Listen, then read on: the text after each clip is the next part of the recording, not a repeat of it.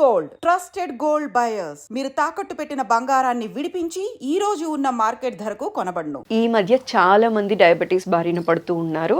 అయితే షుగర్ 150 దాటకుండా ఉండాలి అంటే మన ఎవ్రీడే తీసుకునే డైట్ ఎలా ఉండాలి, రోజు ఏ ఫుడ్ తీసుకోవాలి, ఏ ఫుడ్ తీసుకోకూడదు అనే విషయం ఇవాళ వివరంగా మాట్లాడదాం.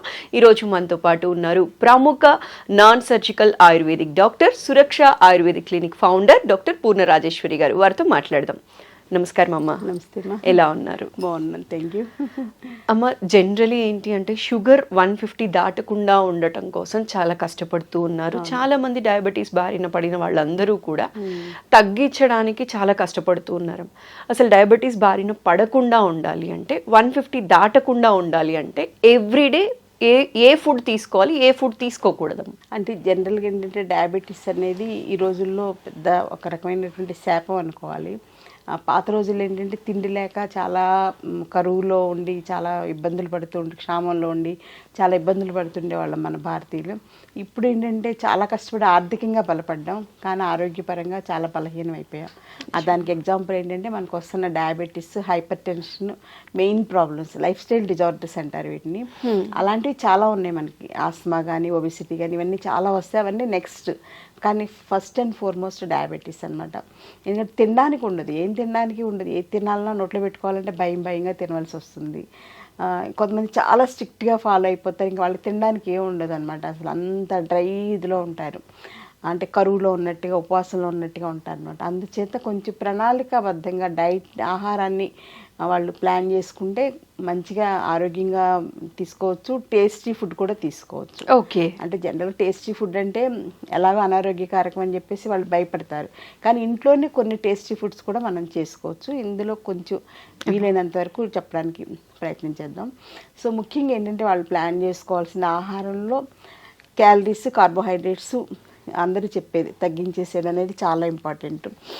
తర్వాత ఏంటంటే ప్రోటీన్స్ ఎక్కువగా ఉండాలి. తర్వాత అందరూ చాలామంది పట్టించుకోని విషయం ఏంటంటే పీచు పదార్థాలు ఎక్కువ తీసుకోవాలి.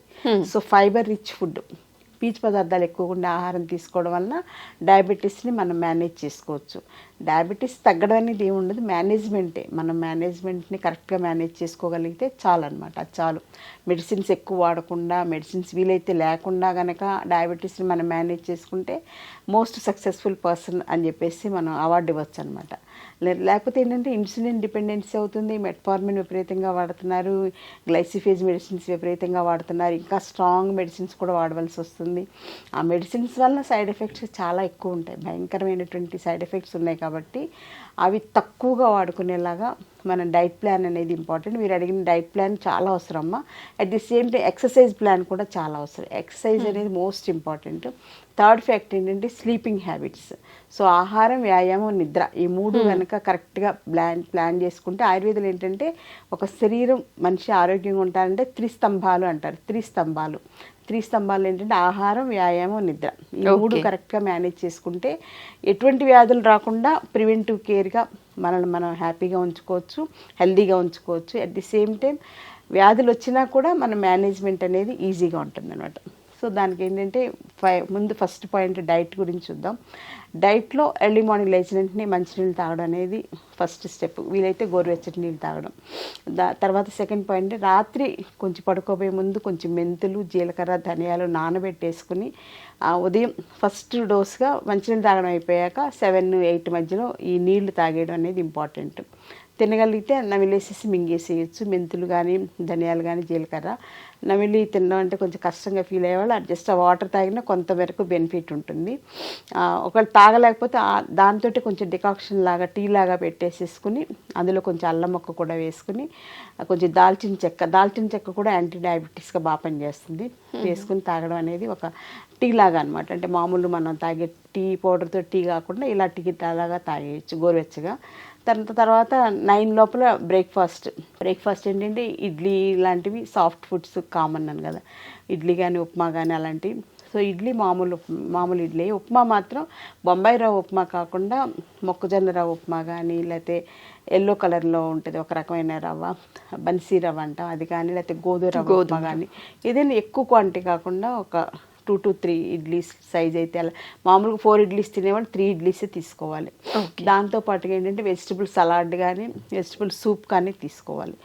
అంటే ముఖ్యంగా క్యాబేజ్ ఫైబర్ బాగుంటుంది కాబట్టి క్యాబేజ్ బాగా తీసుకోవచ్చు, క్యారెట్ వేసుకోవచ్చు, బీన్స్ వేసుకోవచ్చు, ఇంకేదన్నా మనకు అవకాశం ఉంటే వేసుకుని అవన్నీ ఉడకబెట్టేసేసుకుని అది కొంచెం ఉడకనివ్వాలన్నమాట. కొంచెం ఒక 5 minutes ఉడికాక అది వడకట్టుకుని సూప్ లాగా తాగేయచ్చు, లేదా సలాడ్స్ లాగా తీసుకోవచ్చు. అందులో టేస్ట్ కోసం కానీ కొంచెం ఉప్పు వేసుకోవచ్చు, కొంచెం నిమ్మరసం కూడా వేసుకోవచ్చు, కొంచెం మిరియాల పౌడర్ కూడా వేసుకోవాలి. మిరియాల పౌడర్ కూడా డయాబెటీస్కి మంచిది కాబట్టి అలా తీసుకోవచ్చు. అది బ్రేక్ఫాస్ట్ టైంలో, అంటే ఇడ్లీ క్వాంటిటీ కొంచెం తగ్గించుకుని ఆ ప్లేస్లో సలాడ్స్ తోటి ఫిలప్ చేసుకున్నాం అనమాట.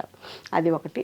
నెక్స్ట్ 11 o'clock ఆ టైంలో ఆఫీస్కి వెళ్ళినా పక్కన ఒక బాటిల్లో మజ్జిగ చేసుకుని పట్టుకెళ్ళాలి. ఆ మజ్జిగ కూడా ఏంటంటే రాత్రిపూట ఒక 1/2 liter పాలు తోడుపెట్టేటప్పుడు అందులో ఒక 2 స్పూన్లు మెంతులు వేసేసి తోడుపెట్టేసేయాలి. సో మెంతుల్లో ఉండేటువంటి యాంటీ డయాబెటిక్ యాక్షన్ అంతా కూడా ఆ పెరుగులోకి వచ్చేస్తుంది. సో మళ్ళీ పెరుగు వాడకూడదు, పెరుగు వల్ల కూడా డయాబెటీస్ పెరుగుతుంది. మజ్జిగే వాడుకోవాలి. సో మజ్జిగ చేసేసుకుని ఒక బాటిల్ నిండా పోసుకుని ఎక్కడికి వెళ్తే అక్కడికి మనం తీసుకెళ్ళిపోవచ్చు. మధ్యాహ్నం 11 o'clockకి ఒక 250 ml మజ్జిగ తాగేసేయాలి. 1 o'clockకి లంచ్ ఏంటంటే మనం మామూలుగా వైట్ రైస్ అనేది మోస్ట్ కామన్ కదా. White rice, white sugar, white salt, white packet milk, maida, ఈ 5 కూడా white poisons. Okay. 5 white poisons వల్ల డయాబెటీస్ మల్టిప్లై అవుతుంది అనమాట. సో ఈ 5 కూడా తీసుకెళ్ళి కాశీలో వదిలేయాల్సిందే డయాబెటీస్ పేషెంట్స్.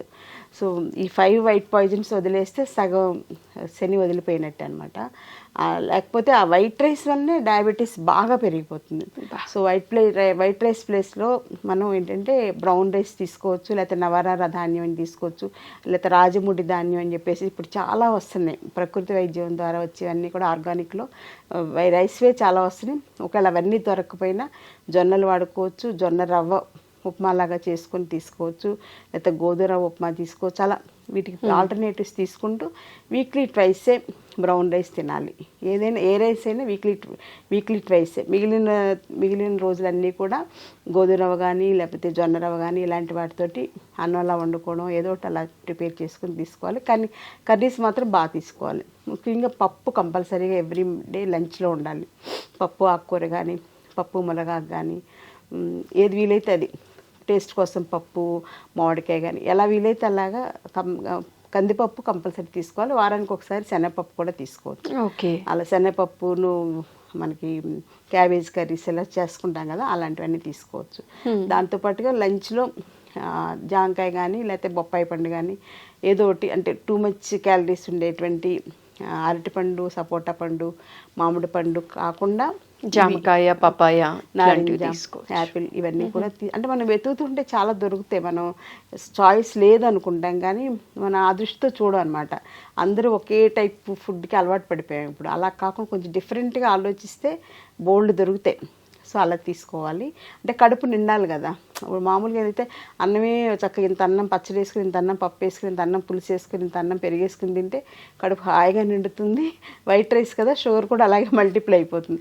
అందుకని ఏంటంటే బ్రౌన్ రైస్, గోధుమ రవ్వ అవి ఎక్కువ తినలేము, బాడీ పట్టదనమాట.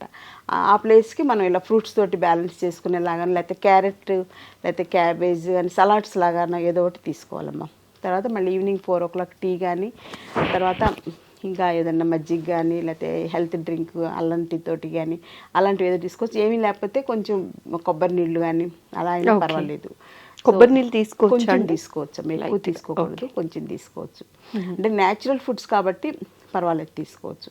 ఆ రకంగా మేనేజ్ చేసుకోవాలి. డిన్నర్ మాత్రం వీలైతే మానేసేయాలి. అంటే రైస్ ఇవన్నీ కూడా మానేసేయాలి. ఒకవేళ తినకుండా ఉండాలేనంటే చపాతీని కొంచెం కూర ఎక్కువ తీసుకోవాలి. తోటకూర కానీ, పొట్లకాయ కూర కానీ, సొరకాయ కానీ అట్లా ఎక్కువ కూర వేసేసుకుని అందులోకి 1-2 చపాతీలతోటి సరిపెట్టుకోవాలన్నమాట. లేదంటే రాగి జావ ఉంటుంది కదమ్మా, రాగి జావ బాగా ఎక్కువ క్వాంటిటీలో రాగి జావ కానీ, రాగి సంకటి కానీ అలాంటివి తీసుకుని కొంచెం మజ్జిగ తాగడానికి తీసుకుంటే సరిపోతుంది అన్నమాట. సో ఈ రకంగా డైట్ ప్లాన్ చేసుకోవాలి. పడుకోబోయే ముందు వీలైతే ఒక 250 ml కానీ 200 ml కానీ ఆవు పాలు తీసుకోవాలి. దీనివల్ల ఏంటంటే బాడీలో కాల్షియం డెఫిషియన్సీ రాకుండా ఇలా కేర్ ఉంటుంది. సో మెయిన్గా మానేయాల్సింది ఏంటంటే బిస్కెట్స్ తినడం మానేయాలి. చాలామంది చెప్పేది ఏంటంటే డాక్టర్స్ కానీ ఎవరైనా చెప్పేది అంటే మధ్య మధ్యలో ఎప్పుడు ఆకలిస్తే అప్పుడు 2 అవర్స్కి ఒకసారి బిస్కెట్స్ తినేసేయండి అని చెప్తారు. బిస్కెట్స్లో మైదా ఉంటుంది, అందులో ఫ్రక్టోజ్తో చేసినటువంటి షుగర్ బేస్డ్ ఇవన్నీ ఉంటాయి. అలాగే ఆర్టిఫిషియల్ షుగర్ అని చెప్పేసి బయట పంచదార కాకుండా వాడుతుంటారు. అది ఇంకా డేంజర్ అనమాట. అది అస్సలు మంచిది కాదు, క్యాన్సర్ని కలిగిస్తుంది అనమాట అది. సో అలాంటి ఆర్టిఫిషియల్ షుగర్ కూడా వాడకూడదు. వీలైతే మానేసి నోరు అలాగా అలవాటు చేసుకుంటే ఆ చప్పిడిగా అలవాటు అయిపోతుంది. అలా ప్లాన్ చేసుకుంటే సరిపోతుంది. ఈ డైట్ ఇలా ప్లాన్ చేసుకుంటే షుగర్ మీరు అడిగినట్టు 150 దాటకుండా మనం కేర్ తీసుకోవచ్చు. అలాగే ఎక్సర్సైజ్ కూడా చాలా ఇంపార్టెంట్. Next step exercise. అలా ఎక్సర్సైజ్ మంచిది కదని ఎక్కువ ఎక్సర్సైజ్ చేయడం కూడా మంచిది కాదు. ఎక్కువ జిమ్కి వెళ్ళిపోవడం, ఎక్కువ వాకింగ్ చేసేసేయడం, ఎక్కువ యోగా చేసేసి అతి సర్వత్రా వర్జయత్. సో కొంచెం ఒక 20 to 30 minutes వాకింగ్. చిన్నవాళ్ళు అయితే బ్రిస్క్ వాకింగ్ చేయొచ్చు. కొంచెం పెద్దవాళ్ళు అయితే ఒక మాదిరిగా ఎండ తగిలేలాగా. ఎండ తగలడం అనేది చాలా ఇంపార్టెంట్ శరీరానికి. అదొకటి చాలా ఇంపార్టెంట్. తర్వాత ఏంటంటే యోగా కూడా ఇంపార్టెంట్. యోగాలో స్పెషల్ ఆసనాస్ ఉన్నాయి. పశ్చిమోత్తాసనం, ఇలాంటి ధనురాసనం, ఇలాంటివన్నీ కూడా ప్యాంక్రియాస్ మీద, తర్వాత మూత్రపిండాలు ఉంటాం కదా, కిడ్నీస్ మీద పనిచేసేలాగా ఉంటాయి. అవి స్పెషల్గా ఆయుర్వేదిక్ యోగా డాక్టర్ గైడెన్స్లో నేర్చుకుంటే కనుక యోగా కూడా రెగ్యులర్ యోగా అనేది చాలా ఇంపార్టెంట్. అలాగే ప్రాణాయామ సెషన్స్ ఉంటాయి, breathing exercises. So breathing exercise వల్ల ఏంటంటే అందరూ అనుకున్నట్టు ఊపిరితిత్తులకి ఆక్సిజన్ అందడమే కాదు, ప్రాణశక్తి కూడా అందుతుంది అనమాట. అందుకే దాన్ని ప్రణవ ప్రాణాయామ అంటారు అనమాట. సో అలాంటి చెప్పే యోగా డాక్టర్స్ చాలామంది ఉన్నారు.